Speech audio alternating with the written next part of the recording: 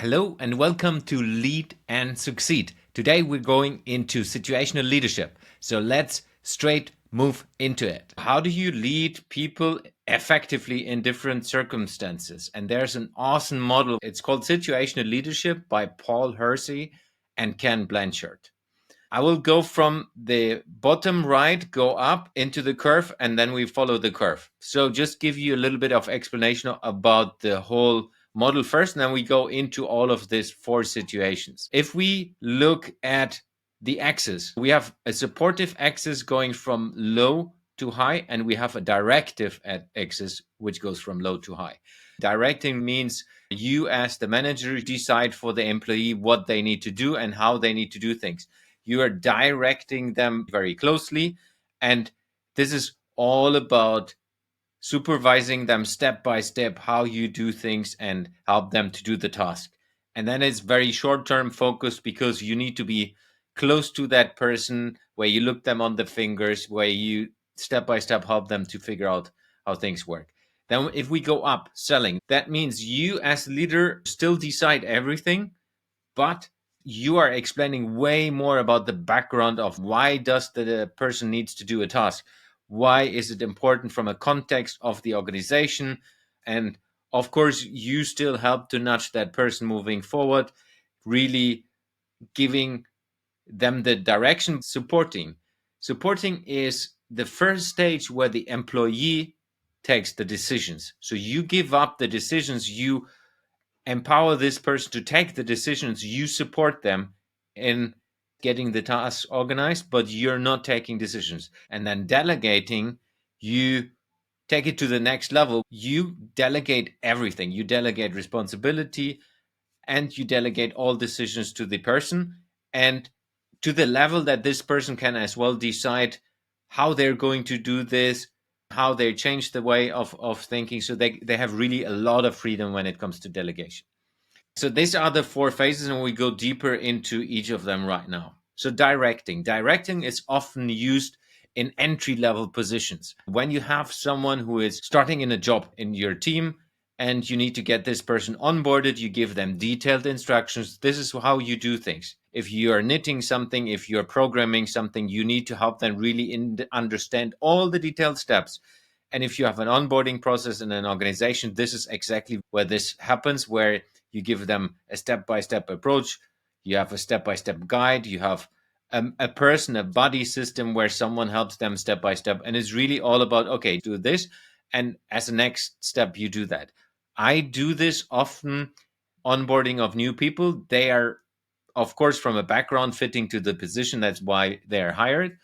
But they have no idea how this works in the organizational context. So it's really all about how do you do the things step by step going forward. And then you need to have minimum daily, most of the time it's really hourly feedback sessions and step by step engagements where you help them understand, okay, this was right, this was wrong, this is how this works. They have most probably a lot of questions to you, so it's really helping them to do that. Very directive, very straightforward, very detailed oriented.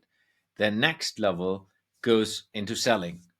And that's where, if we follow the onboarding, if we say now the person gets onboarded, you have as well the responsibility in the selling part, giving them a broader picture. What are we doing and why are we doing this? So it's really helping them to understand the context of what they're doing. If you work in one specific department in an organization, a lot of times the singular person does not know how this relates to other departments and how this is impacting. Like, say, you work in accounting and you do something and you have no idea what's happening before and you have no idea what is happening after inside of the processes of an organization.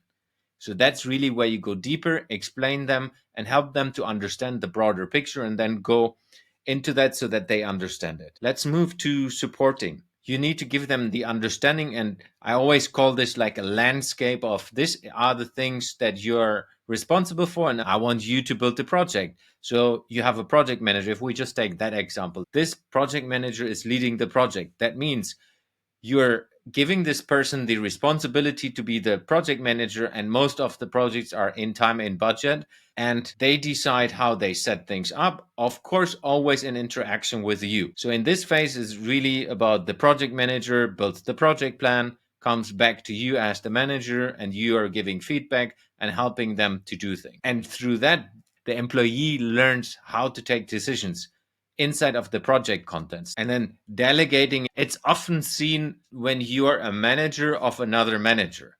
You give them full responsibility. You are responsible for sales. You are responsible for marketing. And you are the expert of this. Please figure out how to do this. And I'm just the sparring partner for you. But you're the expert. You come up with a plan. You come back to me how you think you should do it. And you take decisions.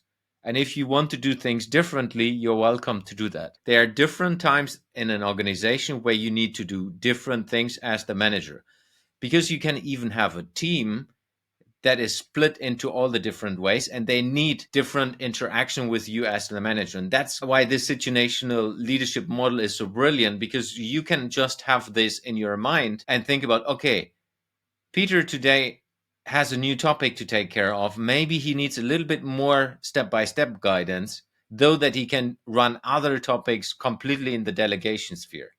You as a manager need to be flexible enough to understand when does someone need direction, when does someone need selling, when does someone need support, and when does someone need delegating. And that's very difficult for a lot of managers, because the easiest way for us is we treat everyone in the same way, but it doesn't work. You're creating conflicts if you're not doing it properly. If you, for example, directing everyone, if you're going deep into every situation, the people that are capable of running bigger topics and take responsibility, they get frustrated in the way you work with them, and that means they're switching off.